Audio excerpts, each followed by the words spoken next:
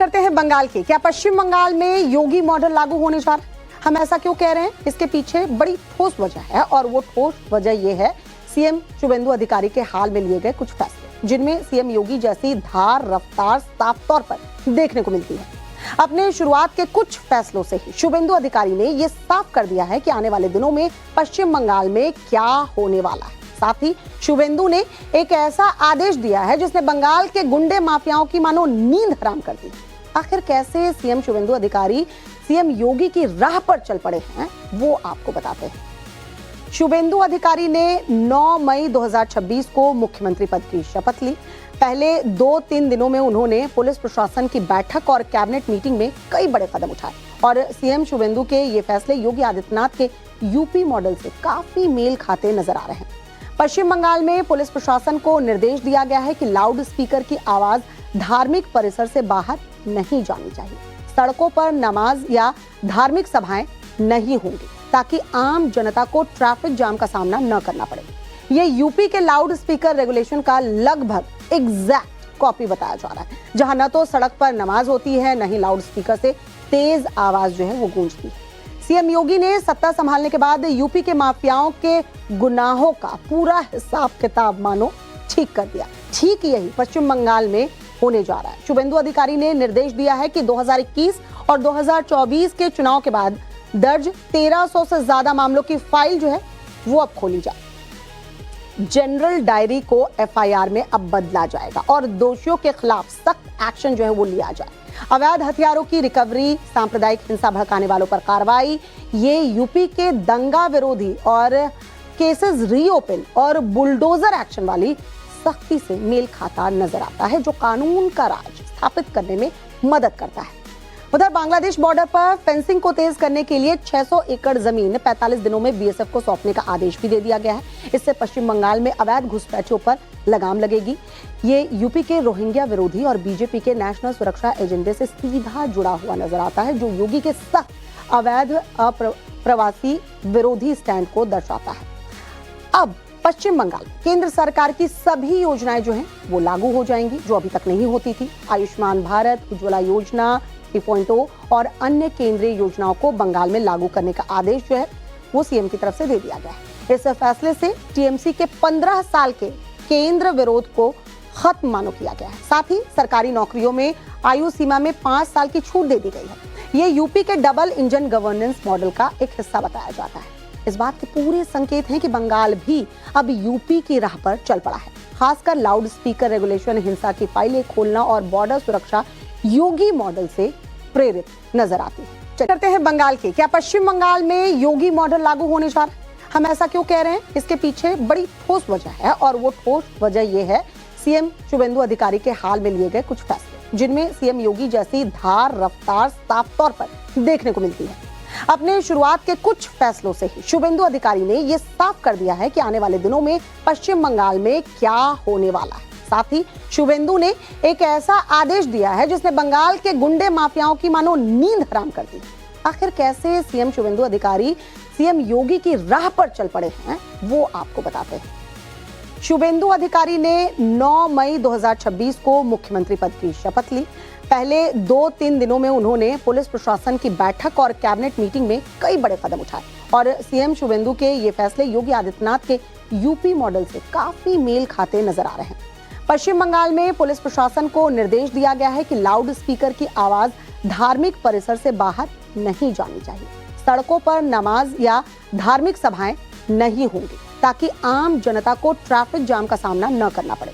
ये यूपी के loud speaker regulation का लगभग एग्जैक्ट कॉपी बताया जा रहा है, जहां न तो सड़क पर नमाज होती है, न ही लाउड स्पीकर से तेज आवाज जो है वो गूंजती है। सीएम योगी ने सत्ता संभालने के बाद यूपी के माफियाओं के गुनाहों का पूरा हिसाब किताब मानो ठीक कर दिया। ठीक यही पश्चिम बंगाल में होने जा रहा है। शुभेंदु अधिकारी ने निर्देश दिया है कि 2021 और 2024 के चुनाव के बाद दर्ज 1300 से ज्यादा मामलों की फाइल जो है वो अब खोली जाए। जनरल डायरी को एफआईआर में अब बदला जाएगा और दोषियों के खिलाफ सख्त एक्शन जो है वो लिया जाए। अवैध हथियारों की रिकवरी, सांप्रदायिक हिंसा भड़काने वालों पर कार्रवाई, ये यूपी के दंगा विरोधी और केसेस रीओपन और बुलडोजर एक्शन वाली सख्ती से मेल खाता नजर आता है, जो कानून का राज स्थापित करने में मदद करता है। उधर बांग्लादेश बॉर्डर पर फेंसिंग को तेज करने के लिए 600 एकड़ जमीन 45 दिनों में बीएसएफ को सौंपने का आदेश भी दे दिया गया है। इससे पश्चिम बंगाल में अवैध घुसपैठियों पर लगाम लगेगी। ये यूपी के रोहिंग्या विरोधी और बीजेपी के नेशनल सुरक्षा एजेंडे से सीधा जुड़ा हुआ नजर आता है, जो योगी के सख्त अवैध प्रवासी विरोधी स्टैंड को दर्शाता है। अब पश्चिम बंगाल केंद्र सरकार की सभी योजनाएं जो हैं वो लागू हो जाएंगी, जो अभी तक नहीं होती थी। आयुष्मान भारत, उज्ज्वला योजना 3.0 और अन्य केंद्रीय योजनाओं को बंगाल में लागू करने का आदेश जो है वो सीएम की तरफ से दे दिया गया है। इस फैसले से टीएमसी के 15 साल के केंद्र विरोध को खत्म मानो किया गया है। साथ ही सरकारी नौकरियों में आयु सीमा में 5 साल की छूट दे दी गई है। ये यूपी के डबल इंजन गवर्नेंस मॉडल का एक हिस्सा बताया जाता है।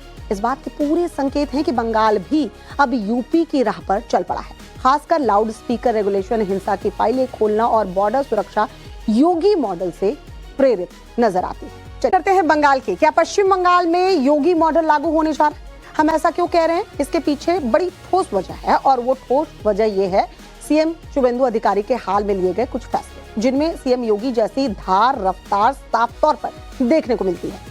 अपने शुरुआत के कुछ फैसलों से ही शुभेंदु अधिकारी ने यह साफ कर दिया है कि आने वाले दिनों में पश्चिम बंगाल में क्या होने वाला है। साथ ही शुभेंदु ने एक ऐसा आदेश दिया है जिसने बंगाल के गुंडे माफियाओं की मानो नींद हराम कर दी। आखिर कैसे सीएम शुभेंदु अधिकारी सीएम योगी की राह पर चल पड़े हैं, वो आपको बताते हैं। शुभेंदु अधिकारी ने 9 मई 2026 को मुख्यमंत्री पद की शपथ ली।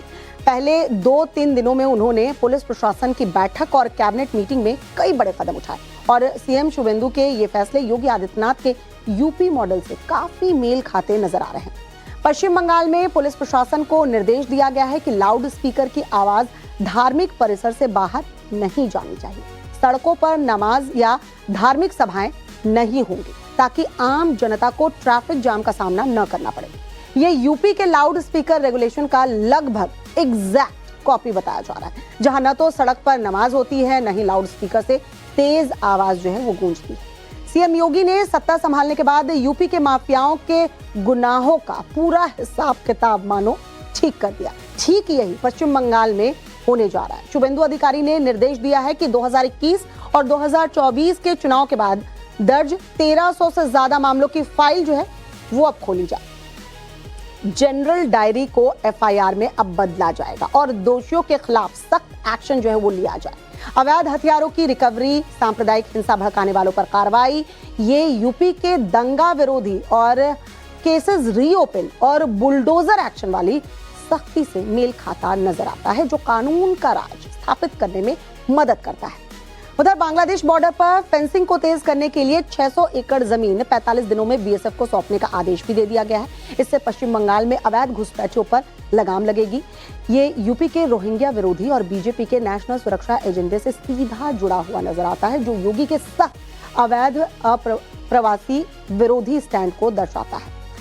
अब पश्चिम बंगाल केंद्र सरकार की सभी योजनाएं जो हैं वो लागू हो जाएंगी, जो अभी तक नहीं होती थी। आयुष्मान भारत, उज्ज्वला योजना 3.0 और अन्य केंद्रीय योजनाओं को बंगाल में लागू करने का आदेश जो है वो सीएम की तरफ से दे दिया गया है। इस फैसले से टीएमसी के 15 साल के केंद्र विरोध को खत्म मानो किया गया है। साथ ही सरकारी नौकरियों में आयु सीमा में 5 साल की छूट दे दी गई है। ये यूपी के डबल इंजन गवर्नेंस मॉडल का एक हिस्सा बताया जाता है। इस बात के पूरे संकेत हैं कि बंगाल भी अब यूपी की राह पर चल पड़ा है। खासकर लाउड स्पीकर रेगुलेशन, हिंसा की फाइलें खोलना और बॉर्डर सुरक्षा योगी मॉडल से प्रेरित नजर आती है।